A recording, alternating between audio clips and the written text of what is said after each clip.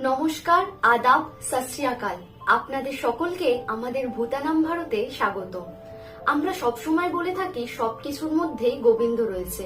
যদি কোনো পাথরকে ঈশ্বর রূপে মন থেকে পূজা করা হয়, গোবিন্দ নাকি তার মধ্যেও বসবাস করে। গাছপালা, পশু পাখি, এমনকি মানুষের হৃদয়েও নাকি গোবিন্দের বাস। তাহলে আমরা কেন একটা মানুষের অন্য একটা মানুষকে অনেকটা বেশি অপমান করে থাকি, তাকে অনেকটা আঘাত দিয়ে কথা বলে থাকি? তখন তাহলে আমরা কেন এটা ভাবি না তার মধ্যে যে গোবিন্দ রয়েছে তিনি কষ্ট পাচ্ছেন? কেন আমরা সেটা ভুলে যাই? আপনি হয়তো সমস্ত কথা বলে অপমান করে তাকে ছোট করে দিলেন, এরপর আপনি নিজেও কি খুব বড় হয়ে যাবেন? মনুষ্য জন্ম অমূল্য জন্ম, খুব কম সময়ের জন্যই আমাদের এখানে আসা।